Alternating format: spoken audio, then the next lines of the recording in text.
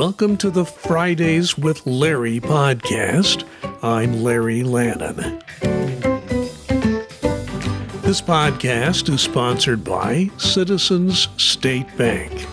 Learn more about the business and personal banking options at mycsbin.com/Larry. Or stop by their Fishers branch at the Thomas A. Weaver Municipal Complex. Citizens State Bank, member FDIC, and an equal housing lender.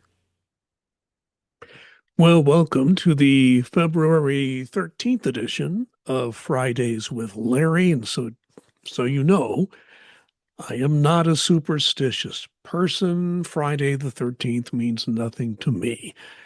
Some people are. And, I've talked to some people. I have a friend of mine who said that Friday the 13th was never a problem for him, but he had all his bad luck on Saturday the 14th. So that really doesn't make any difference as to what the day of the week is when the 13th comes around. And I guess superstitions will be with us for as long as we're all around.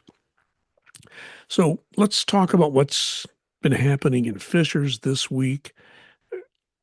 In my way of looking at things, the Fishers community and, our surrounding areas, Noblesville, Mount Vernon area, McCordsville, Lawrence, Hamilton County, they've all been bathed in pink.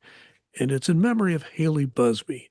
From everything we know, this young lady, the 17-year-old, was a wonderful person, a student at Hamilton Southeastern High School who had an interest in journalism. Sad to see anyone pass away, but we had somebody interested in being a journalist, despite the fact that the job market for journalism isn't the best. It doesn't seem to keep people away who have an interest in it. So it's so sad to see this wonderful young woman no longer be with us.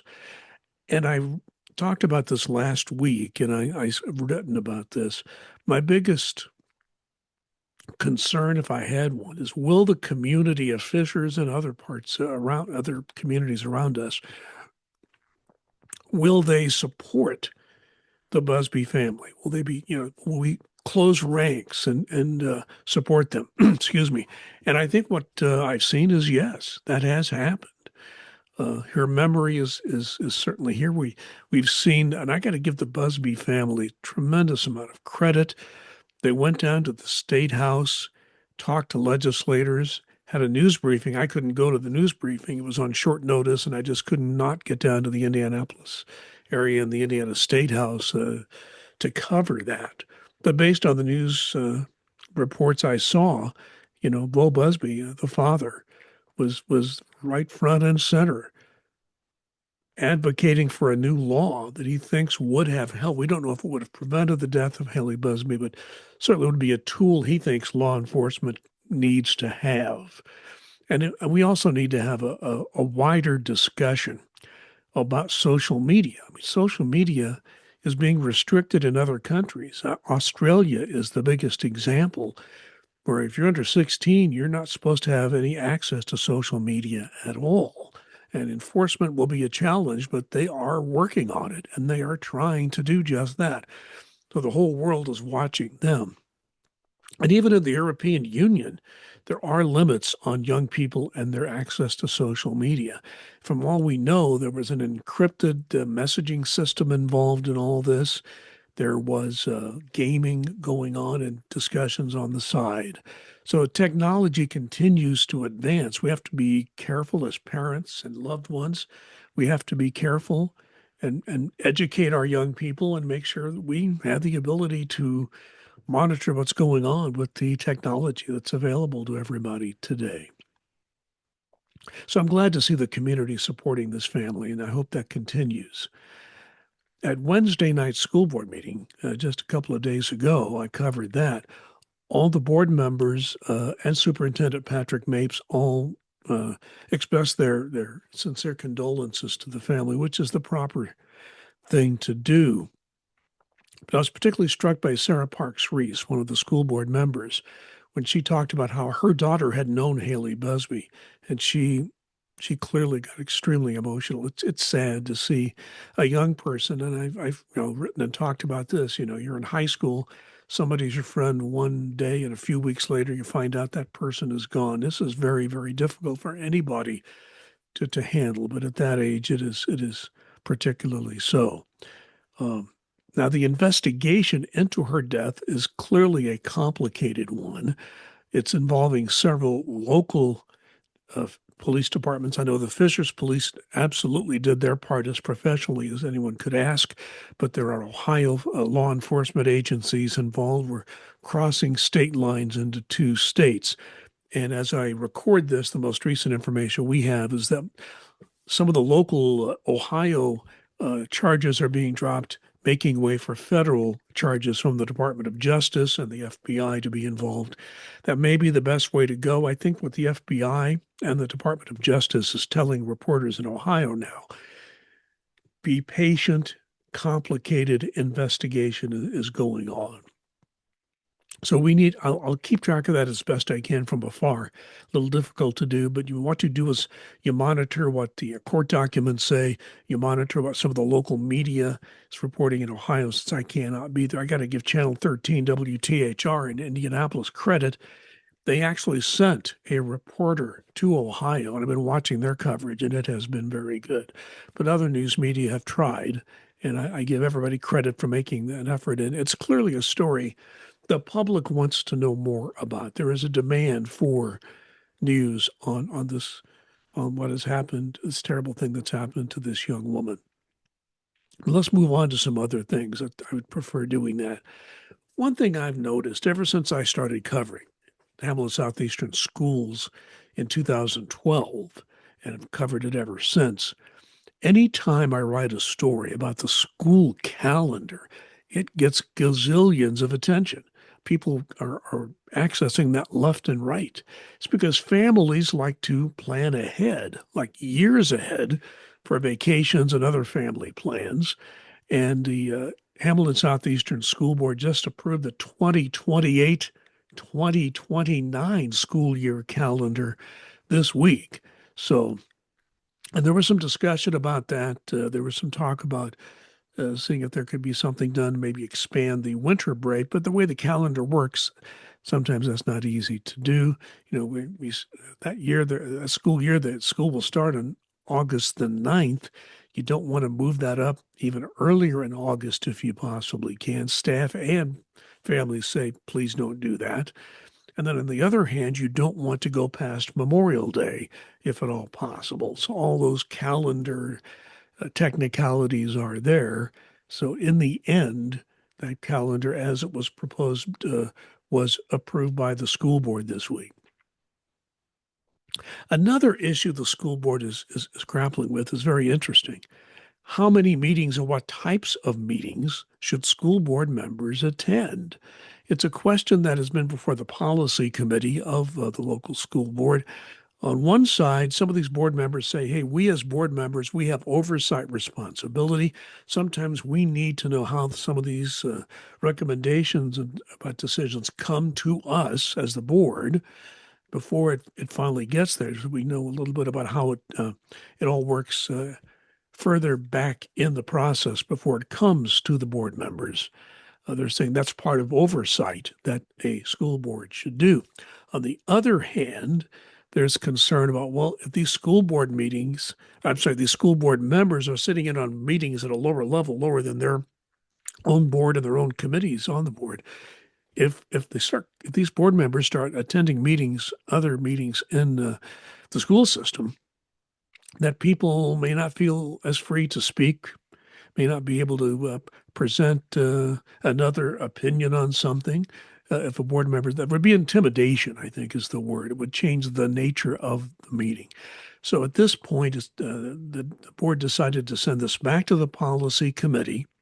Policy committee is going to work with the administration to try to find some language in school policy for the school board that will meet the concerns of both sides. It's going to be a hard lift, but there will be an effort to do that. So we'll see where that goes. My guest this week on Fridays with Larry is Anthony Busack, the on-site owner of the Goddard School here in Fishers, and that's coming up. Today's episode of Larry in Fishers is brought to you by Citizens State Bank. For over 150 years, Citizens State Bank has been committed to the communities they're rooted in, providing more than just banking services and products, but a true community partner dedicated to giving back and supporting our community's growth. How? By making sure you and your local business owners have the products, tools, and expertise you need to thrive. In addition to everyday checking and savings accounts, Citizens State Bank offers a selection of business and personal financing products, plus a team of local experienced lenders who are as invested in your success as you are and committed to helping you secure the right financing for your needs. Skip the call centers and hold music and get the friendly hometown service you deserve, the modern digital banking tools you expect, and relationships that grow with you, whether you're running a business or managing everyday finances. You can visit Citizens State Bank's Fishers branch inside the Thomas A. Weaver Municipal Complex at 9 Municipal Drive, Suite 5, or learn about it more online. mycsbin.com/Larry. That's mycsbin.com/Larry. Thanks to Citizens State Bank, member FDIC and equal housing lender, for supporting local news and the Fishers community. Today on Fridays with Larry, we're talking about early childhood education in Fishers, one of Indiana's fast-growing communities, and lots of young families here. My guest is Anthony Busack, the on-site owner of the Goddard School in Fishers. Goddard School is a national early childhood education franchise, of course, location here locally, and as more young families continue to move into Fishers, demand for preschool childcare continues. So, Anthony, welcome to the podcast. Thanks for having me on. Um, Appreciate it. I want to talk about what you do in just early childhood education in general. Since you're the on-site owner of the Goddard School on 116th Street here in Fishers, I know Yeah. that looking at your background, you've had some background in educating adults. I've had the same working for the federal government, a lot of educating and teaching and so forth, instruction for adults. But when you're dealing with early childhood education, that really is a whole different realm. So I'm curious why you decided to invest Mhm. and become a part of early childhood education. Man, frustration with the corporate world. Oh, okay. So, I was in the medical device industry for a long time. And I think what I realized is when you are at a business that is thriving, and has a good culture, and succeeding, which was the case with a business or company that I was at for over a decade. You're susceptible to being purchased, bought out, acquired, and that's what happened. So we were absorbed by another company, and I saw that firsthand of the difference of focusing on the quarterly stock number as opposed to the customer. And I felt the shift of losing focus on, I think, what matters. And so, um, from my early days of my father making me deliver a paper the right way in a paper route, I think I was taught very early to focus on the customer, and um, the revenue will come next. And so that's what we try to do here. And to be honest, Frank Alcala, who was the person who started this business here in this location in Fishers back in 2001, I like to say he had the hamster wheel turning. I had the opportunity to know him through a men's weekend at church, and I was fortunate enough to be able to buy the business and retain the leadership who's been here for a very long time. So my director's been here for over 22 years, and I've just been blessed to be able to come in and fine tune things, and try to perpetuate what was already started, I think. Yeah, my first job in journalism, paper route, had that when I was about 12 years old, and I do think you'll learn a lot in doing a little, oh, actually a small business that you have to run yourself. Now, Yeah. The Goddard School does emphasize something called play-based learning, and I've heard Mhm. that, and I'm curious because when a parent hears that, they may have an idea in their mind what that means. So, let's say a parent would come to your school, see what's going on. How would Sure. they see play-based learning actually happen in your school? You've done your research, Larry. Good job. So there's when people come here and they look at the school, I tell them there's plenty of good preschools around. Certain ones will fit your family's culture, and your belief system better than others. Just maybe fit just a little bit more appropriately. It's probably a better way to put that.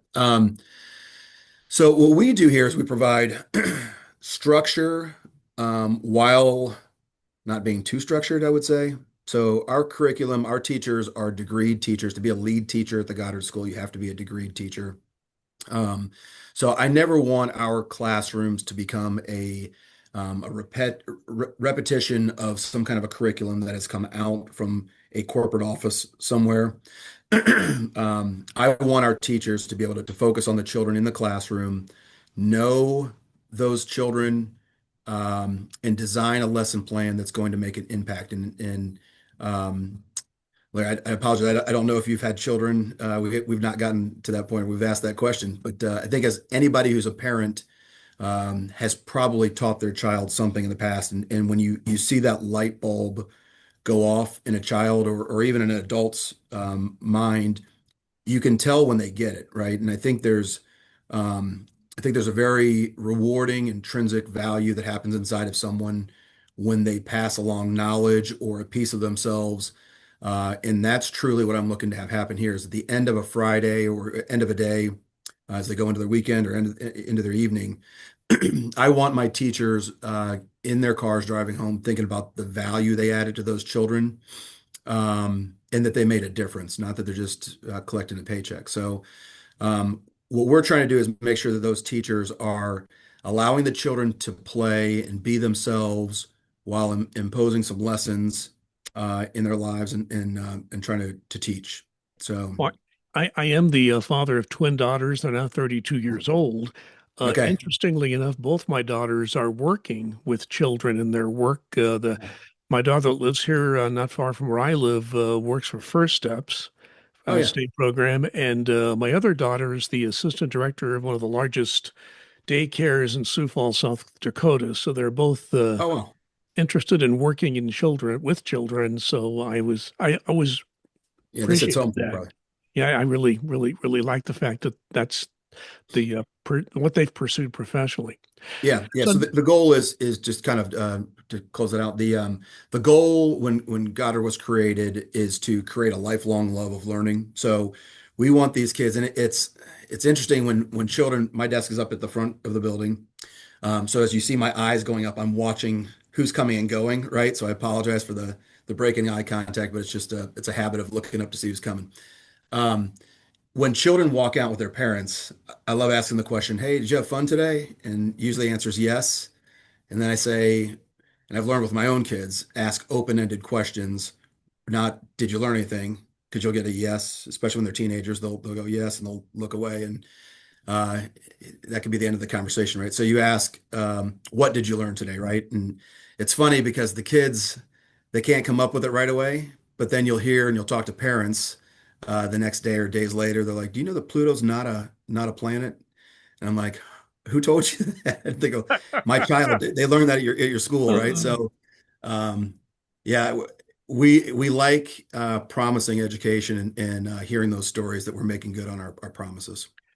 showing my age here, when I was in kindergarten, all we did was paint and take naps. That's about all we did in those days.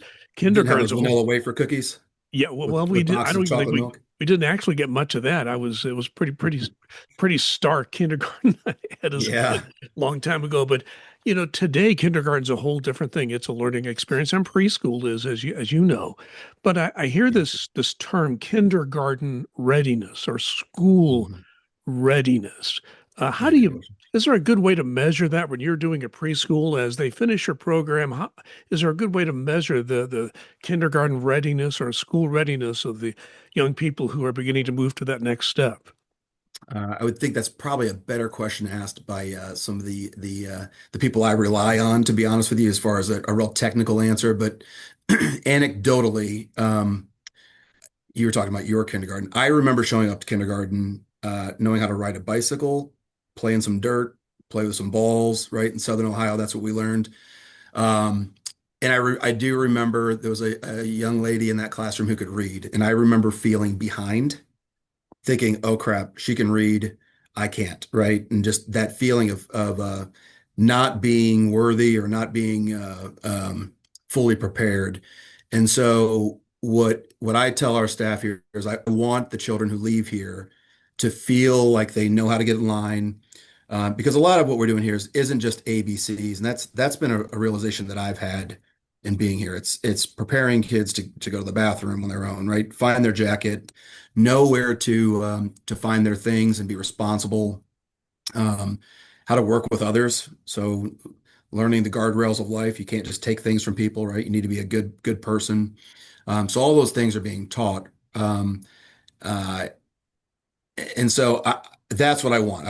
I want our kids who are living here, the children who are leaving here, to be able to show up into kindergarten or first grade, because we do have a private kindergarten here as well. So I want them showing up to school and feeling like they belong, feeling like they're well prepared, they're confident in what they're doing. And I think if you walk into any situation in life and you're feeling confident about it, you're already one step ahead of the people who aren't. And that's a great way to approach anything. It's, preparation is the key, right? Basketball players go onto the court, professional basketball players or football players, they prepare and they walk on that field or that court confident. That's what we need to be doing for these children also. One thing I know you know quite a bit about in the position you're in, that has to do with the challenges early education faces in staffing and workforce. Of course, I'm curious what you see locally and just in your business. How do you go about recruiting and retaining your workforce?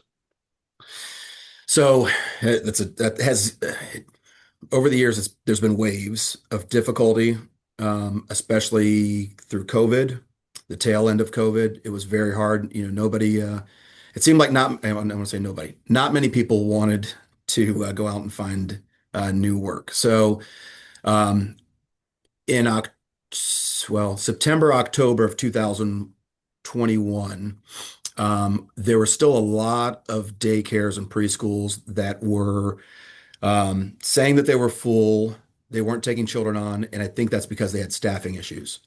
So we here at this school have not ever had to close a classroom. I'm going to knock on some wood. We have not had to ever turn somebody away because of a staffing issue. Um, and I think what had happened in September, October of 2021, there's another local preschool that had some ownership change. They brought on a new director. What was told to me is that director wasn't committed. I'll say this, wasn't committed to the job, and that person then therefore wasn't leading by example. So the director that we have here, Laura Irvin, was somebody that is respected in the community. The people who were at this other preschool knew her because that's where she had done some student teaching prior to going off to Purdue and getting her degree. So they reached out to Laura saying, "Do you have availability?" Right. And so in that moment, we picked up 7 staff members. While I had a few staff members who were concerned with COVID, maybe a few of them were pregnant, so they wanted to go home, and we gave everybody that option, right? So we picked up 7 staff members when other people were having a hard time hiring. And so we spent a lot of time trying to make sure we're retaining the correct people. Having been in the corporate world at different companies where I felt the culture change, I'm big on focusing on the culture. I want people to come in excited to go to work. I want them to feel like they're making a difference. And so I think what we're trying to do, it's not easy, but we're trying to create an environment here where people are happy to be here. I almost appreciate it when people who've been here for a long time go and do something else. We had somebody leave because she wanted to teach third grade last year in April. Uh, she came back in December and said, I didn't realize how good I had it. So things like that happen. And, when it makes you feel good, right? That you're doing something right and people want to come back. I try to encourage them to shout that from the rooftops, Yeah. share it with One, everybody. one thing that covering the local school system as a reporter for almost 14 years now, what we've been growing at a rapid pace for many years, but things have leveled out. Not be, I think the reason is that we are still seeing young families coming to the Fishers area, but yet overall, the population is aging. I'm an example of that. My daughters have moved out. My wife and I have downsized. We've stayed in Fishers now for since 1991. But I'm curious, Yeah. what's the demand like? Do you have a waiting list? Do you have a strong demand for your service? Yeah, we're lucky enough to have a waiting list. W- where we have opportunity is toward the if you want to look at it this way, the school year as it ends in May. We graduate. We have the kindergarten class. We have two 5-year-old classrooms and 4-year-old classrooms as well. So we graduate about 65. Graduate, right? They're going off to the big kid school. Uh, about 65 children. So um, that creates opportunities for other families to join us at those times. So May, August, those times create opportunities. So, but you're right. I sit on the HSE Foundation for Hamilton Southeastern Schools, and so I've heard our superintendent Mapes talk about this a bit, and then being involved in Fishers, I'm aware that the cost of living is probably deterring some families, right? Some people can't buy houses here that maybe had in the past. So I know that in other statistics are showing that people are having fewer children these days. So these are all things that I'm paying attention to. But I think there's still enough families in the area to support a lot of all of these preschools, right? We just want to do what we do well, try to do it the best we can, and attract the right people and as many people as we can, and it seems to be working. My last question for you is something you've already alluded to, and that has to do with your involvement with the HSC Schools Foundation. So you obviously have felt that's a very important volunteer activity to become involved with. Why did you find it important to volunteer your time to support our local public school system? Well, it's funny. I think a lot of parents get involved in this with their children in the school system. Trying to think how many years I've been doing this. So my kids actually, one of them graduated from Cathedral last year. I have one who will graduate this year. So frankly, my children aren't even in the school system, HSE. I moved from Fort Wayne between my sophomore year and junior year, so I did go to HSE. Graduated many years ago. My high school yearbook has a picture of a garden tractor going down the hallway. That's how small we were, right? With pickup trucks and guns in the gun rack in the back of them. We were a rural school back then. So, if I'm really blunt, I had some concerns about the school system a number of years ago, and I wanted to make sure I knew what was going on and trying to understand. I don't think. I don't think people have a right to speak up and disagree with things if they're not willing to put forth some effort. Uh, so I wanted to get involved. I wanted to make sure that education is an important component of our city. Um, I wanted to make sure that this place thrives, not only for my business, but also just this is home. So yeah. So, somebody wants to get on your waiting list to get their child perhaps enrolled in Goddard School. How do you go about doing that? Yeah, so if you go to the main Goddard page, just Google Goddard Schools, it'll come up. And then you can search by location. You're welcome to call the school here at 317-842-6888. Um, our email address is listed on the website. So most people go to the website and reach out to us either that way or they drive by and see the sign out front. I realize that proximity to home or being on the way to work is important to folks, right? We all want to try to minimize our logistical effort on a daily basis. So, yeah, email us, call us. All that information is on the website, and yeah, we're happy to. Like I tell people, we're interested in trying to just educate people on what we do here and give them the information they need so they can make the best decision for their family. Anthony Busack is the on-site owner of the Goddard School here in Fishers on 116th Street. So, Anthony, thank you for your time today. Yeah, Larry, appreciate the opportunity. Thanks. We talk about something else that's going on that I think you'll have an interest in. Fishers is in a battle, not just Fishers, but other local communities are in a battle with the Indiana General Assembly on a couple of issues that are somewhat related. It really has to do with how much control should local governments have. Mayor Scott Fadness has already been before a committee of the General Assembly. There is now a proposal, which is not a surprise. We kind of expected this would be before the legislature. We didn't know what sort of reception it would get. But Fishers spent 2 years looking at a rental cap, basically single family neighborhoods capping rental properties at 10%. The reason for that had to do with Wall Street basically buying up these single family homes. And some of the HOAs are finding it difficult to deal with these absentee owners, these hedge funds, for example, Wall Street investors who are buying these homes, that sometimes these homes are not kept up to standard and it's making it difficult to enforce the HOA rules on these owners. And there are some other issues about the upkeep and so forth of these rental properties that are owned by a hedge fund, Wall Street, that kind of thing. They don't want to penalize what some people call the mom and pop renters, somebody who, just maybe has one, two, three rental properties or a handful of rental properties, or somebody who just wants to rent their property after they want to downsize or move or something like that. Some of those people could be hit by these rental caps. There are a few exceptions in there. I'm not going to go into all that, but there is legislation in the Indiana General Assembly that would take away the right of a city to enact these rental caps. And Fishers, their rental cap took effect in 2026. Carmel has enacted one. Other communities are looking at this.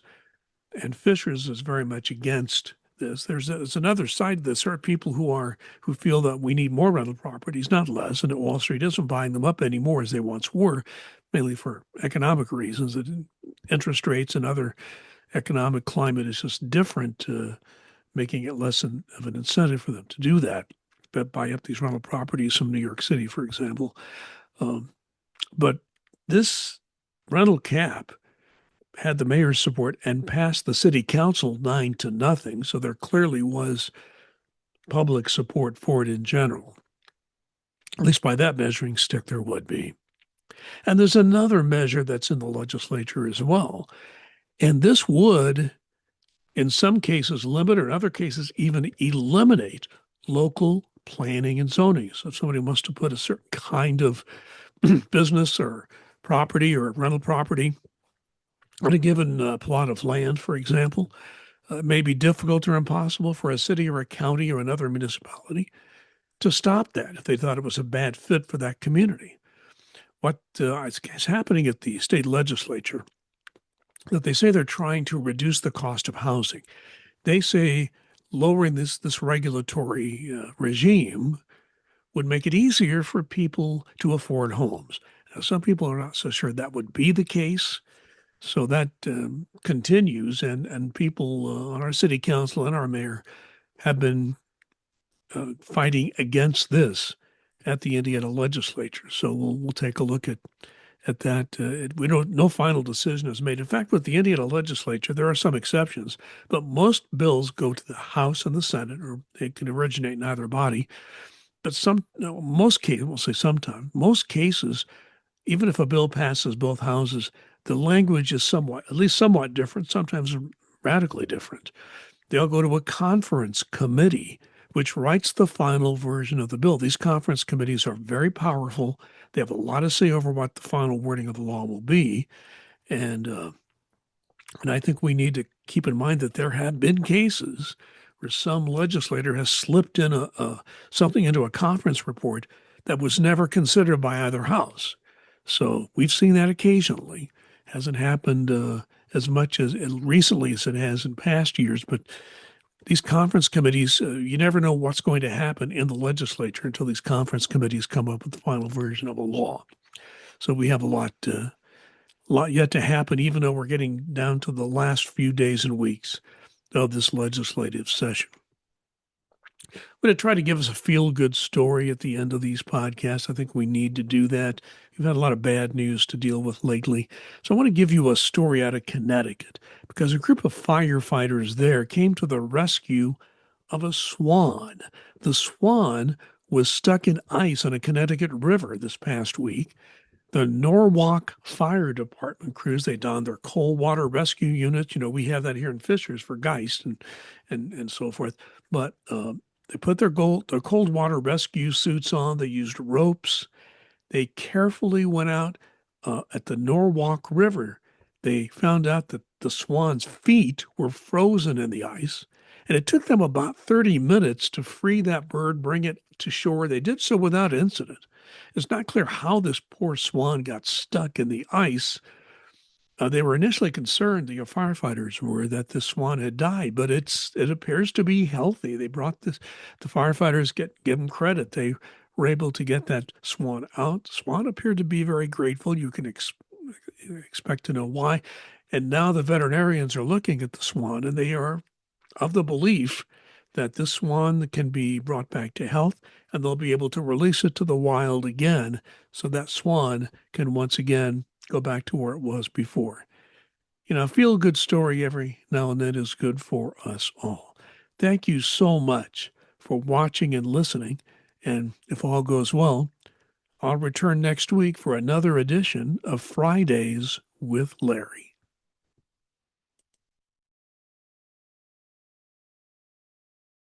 And once again, thanks to Citizens State Bank for sponsoring this episode of Fridays with Larry.